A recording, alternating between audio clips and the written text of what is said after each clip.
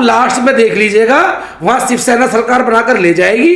ये 20-25 साल से मित्र रहे हैं शिवसेना और भाजपा के। तीसरे जो मोर्चे, चाहे वो कांग्रेस है या एनसीपी है, ये कभी इनको दरकिनार करके शिवसेना और भाजपा सरकार बना लेगी।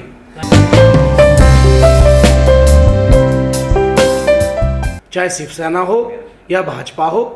और ये किस संविधान की बात कर रहे हैं? संविधान को तो मानते नहीं है। आज ये उस संविधान को नहीं मानते जिससे देश चलता है। आज ये संविधान की दुहाई दे रहे हैं। जब इन्हें अपना काम पड़ा, ना तो ये तो हत्या करते हैं संविधान की, ना तो इस संविधान के मानने वाले लोगों को मारते हैं ये लोग रोड पे। इन्होंने हत्याएं कराई है। ये किस संविधान की बात कर रहे हैं? मतलब सत्ता का लालच इस कदर बढ़ गया कि जब इनके नेताओं को, इनके जो मंत्रियों को मनमानी पद नहीं मिले, उनको मौका नहीं मिला, तो ये संविधान की दुहाई दे करके आपस में नूरा कुश्ती खेलने लगे। ये वही शिवसेना है ना जिन्होंने हमारे बिहार के लोगों को, हमारे हिंदी बेल्ट के लोगों को मार पीट के भगाया। ये वही भाजपा है ना जो 14 अप्रैल को परमिशन नहीं देती जहां जहां इनकी स्टेटों में सरकार है। और ये किस हिंदू की बात कर रहे हैं? आज बड़ा अजीब लगा कि दो हिंदू लड़ रहे हैं कि मैं हिंदू तू हिंदू। ये कौन सी हिंदू विचारधारा है? कह रहे शिवसेना ने हिंदुओं को कमजोर कर दिया महाराष्ट्र में। कैसे कमजोर कर दिया ये भाजपा वाले बताएं, और भाजपा वाले कैसे मजबूत कर रहे हैं हिंदुओं को ये बताएं। हम तो अगर वास्तव में कोई हिंदू की बात है तो किसी एससी को मुख्यमंत्री की दावेदारी दो। हम तो जब माने दोनों में से कोई अच्छे हिंदू की बात कर रहा है। देखिए, लोकतंत्र तो इन लोगों ने खत्म कर दिया। ये तो इनके ड्रामेबाजी है। अपना फायदा लेने के लिए, अपना लाभ लेने के लिए ये लोग नूरा कुश्ती लड़ रहे हैं। और खास करके मैं आपको बताऊं, ये जो अग्निवीर योजना जो युवाओं को लेकर के युवा प्रदर्शन कर रहे थे, पूरे देश में अपने हक अधिकार के लिए धरने प्रदर्शन कर रहे थे, तो भाजपा को कुछ और नहीं मिला तो उन्होंने शिवसेना के साथ एक नूरा कुश्ती खेल ली, जिससे कि युवाओं की मांग को, युवाओं की भागीदारी को, धरने प्रदर्शन जो कर रहे थे उनको दबाया जाए। आप लास्ट में देख लीजिएगा, वहां शिवसेना सरकार बनाकर ले जाएगी जो इन्होंने ड्रामा करा है। और उसके बाद में जो इनके रुके हुए काम होंगे भाजपा के, उनको ये पूरा कर लेगी। या ये तो दोनों एक ही लंबे समय से एक ही है, एक ही। तो बीच में तो ड्रामा करा था उन्होंने कि कोई तीसरा मोर्चा ना निकाल कर ले जाए। ये पहली बार है कि हिंदू खतरा। कई लोग आरोप लगा रहे हैं कि उद्धव ठाकरे की चाल हो सकती है, 2.5 साल पूरे कर लिया, दूसरों का नंबर था 2.5 साल। बिल्कुल हो सकता है कि जो एनसीपी के और लोग हैं, कभी वो लोग अपनी मांग ना रख दें तो इन्होंने कहा ड्रामा चालू कर लो। और आप ये देखना, ये भी हो सकता है कि ये 20-25 साल से मित्र रहे हैं शिवसेना और भाजपा के। तीसरे जो मोर्चे, चाहे वो कांग्रेस है या एनसीपी है, ये कभी इनको दरकिनार करके शिवसेना और भाजपा सरकार बना लेगी। ऐसा भी मुझे लगता है।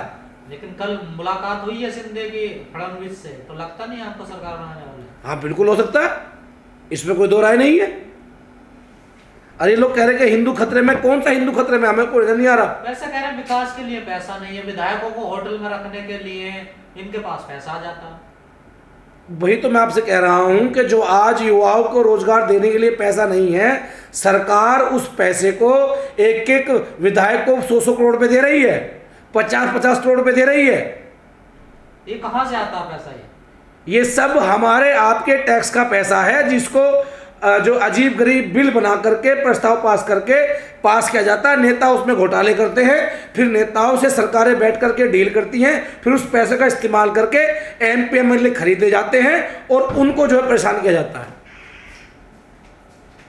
तो मेरा उन लोगों से कहना है जो इन सरकारों के चक्कर में आकर के फंस रहे हैं कि आप लोग इनके बहकावे में ना आए, इनके धरने प्रदर्शन में ना जाए। किसी की हत्या हो गई, लाठीचार्ज हो गई, मेरा भाई, मेरा गरीब वो व्यक्ति मारा जाएगा जो इनके झांसे में आएगा।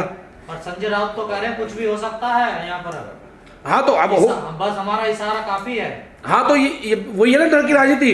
संजय रावत के पास कितने लोग हैं? संजय रावत अपने परिवार के, अपने बेटे को भेजे ना सामने लड़ने के लिए। अभी पता पड़ जाएगा दूध का दूध, पानी का पानी। लेकिन शिवसेना के बड़े नेता हैं वो, देखिए सांसद भी हैं। हाँ, मैंने देखा है, मैं टीवी में उनका इंटरव्यू आता है कि कुछ भी हो सकता है तो अपने लड़कों को भेजें। तो मैं तो मुख्यमंत्री जो वर्तमान में जो तनावपूर्ण स्थिति में मुख्यमंत्री है, वो अपने लड़कों को भेजें लाठी लेकर के लड़ने के लिए। इधर से भाजपा के नेता भेजें लड़ने के लिए, फडणवीस अपने लड़कों को भेजें। हिंसा भी हो सकती है महाराष्ट्र में। अगर हिंसा की परिस्थिति बन रही है और लोकतंत्र का हवाला दिया जा रहा है। तो मैं तो बार बार कह रहा हूं, जो MP MLA हैं वो उन गरीब लोगों को क्यों भेज रहे हैं जो वोट देते हैं? अपने बच्चों को भेजें, जिनके लिए वो गाड़ी घोड़ा बंगला पैसे का इंतजाम करते हैं, वो लड़े। शिवसैनिक महाराष्ट्र में जो तोड़फोड़ भी करने लगे हैं अब, शिवसेना के लोग, जितने शिवसेना के लोग शिंदे के ऑफिसों में। हाँ, तो वो तोड़फोड़ इसलिए कर रहे हैं ना क्योंकि बेचारे वो गुमराह हैं, उन्हें ज्ञान प्राप्त नहीं है। बस तुम क्यों तोड़फोड़ कर रहे हो? तुम्हारे कौन से घरों में जो है नौकरियां पहुंच गई? मैं आज आप आंकड़े उठा लो कि जब से शिवसेना सरकार बनाई है कितने लोग युवाओं को रोजगार मिल गया? एक को भी नहीं मिला। शिवसेना के समर्थक है ना, वो कह रहे हैं हमारी पार्टी के साथ धोखा कर रहे हैं, ये लोग खरीद फरोख्त कर रही है बीजेपी, इसलिए उनमें गुस्सा है। तो आज पता लगा इन्हें, जो 20 साल से गठबंधन 25 साल से गठबंधन चलता आ रहा था, जब खरीद फरोख्त नहीं होती थी। तो कुल मिला के ये है कि किसी भी परिस्थिति में कोई तीसरा व्यक्ति जो वास्तव में संविधान को मानता है, संविधान की बात करता है, वो आगे ना बढ़ जाए। और उसके बाद 2.5 साल आराम से काट लिए ठाकरे जी ने। ये जो शिंदे हैं, एकनाथ शिंदे, जहाँ से आते हैं सतारा से, जहाँ इनका गांव है दरे, वहाँ इनके गांव में एक भी स्कूल नहीं है, जबकि इन्होंने अपने लिए वहाँ 2 हेलीपैड बनवा रखे हैं। आम आदमी को कोई विकास नहीं किया इन्होंने। वही तो मैं कह रहा हूँ कि जो आज शिवसेना के लोग लड़ने मरने को तैयार हो गए हैं, आगजनी करने को तैयार हो गए हैं, ये बात क्यों नहीं कहते अपने MP से, विधायक से, कि जो एकनाथ शिंदे है, जो उनका जो विधानसभा जो है, उनकी जो उनका विधानसभा क्षेत्र है, वहाँ पर बच्चों को पढ़ने के पास स्कूल तो है नहीं, उसके लिए तो बजट पास हुआ नहीं, और तुमने अपने लिए हेलीपैड बनवा लिए।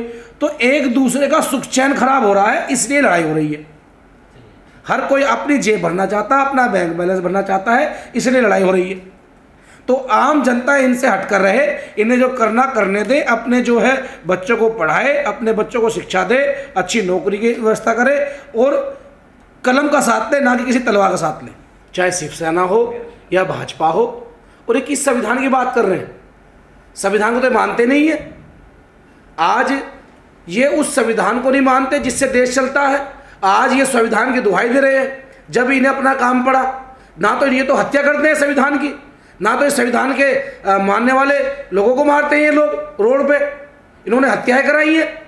ये किस संविधान की बात कर रहे हैं? मतलब सत्ता का लालच इस कदर बढ़ गया कि जब इनके नेताओं को, इनके जो मंत्रियों को मनमानी पद नहीं मिले, उनको मौका नहीं मिला, तो ये संविधान की दुहाई दे करके आपस में नूरा कुश्ती खेलने लगे।